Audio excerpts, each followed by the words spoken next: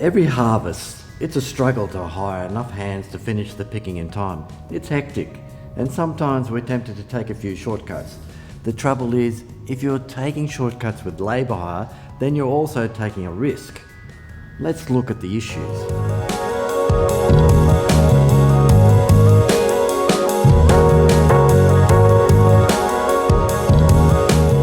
In the past, getting reliable workers for the season was pretty straightforward. Professional pickers cover the same crops at the same time every year.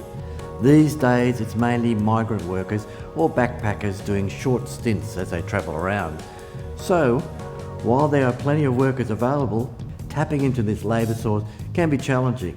More and more growers rely on labour hire contractors to bring in people when they need them. And there is nothing wrong with that. It's a good way to get the job done. But let's be honest, there are some dodgy operators out there, and they give our industry a bad name. Let me explain. A labour hire arrangement works like this.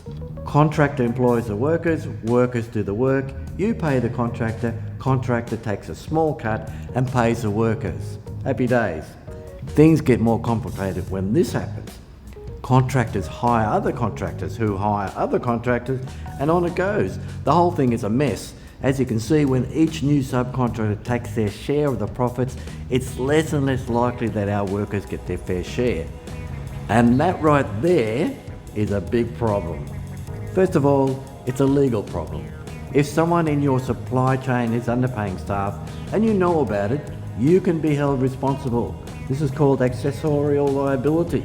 And it's also an ethical problem. If you're like me, you rely on those workers and you want them to get a fair go. And you know what? Aussie customers want that too. If we all want a fair go for our workers, why turn a blind eye to a contractor who doesn't? I've seen this happen too often, and as an industry, I know we can do better. If we don't, it's not just the industry's reputation at risk, it's our towns and communities who miss out if we lose these travellers to other destinations, and it'll make it even harder to get workers when we need them. So these are my 5 tips for sourcing labour. 1. Know the pay and conditions that apply. Visit this page to find out about the award and the minimum pay and conditions that apply to the workers on your farm. 2. Ask questions. The best way to make sure your labour hire provider is legit is to ask them questions and get them to confirm it in writing. For example, how do you hire your workers? How much do you pay them? Do you use written piecework agreements? Do you issue pay slips? Do you give workers a fair work information statement? Can you please flick these details to me in an email? You can also talk to the workers on your farm. Ask them about their pay and living conditions.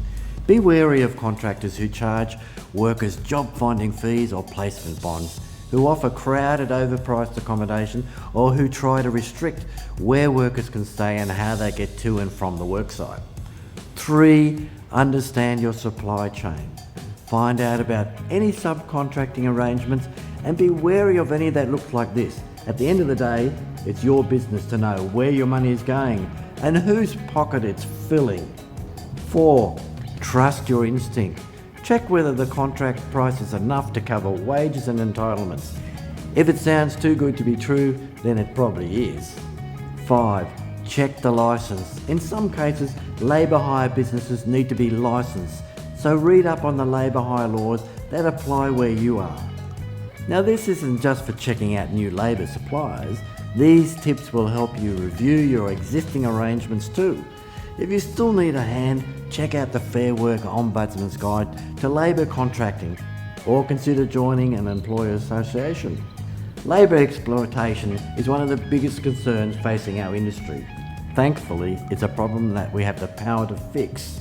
If you come across dodgy contractors in the industry, don't give them your business, and better yet, report them to the Fair Work Ombudsman. Because in Australia, we work hard and we work fair.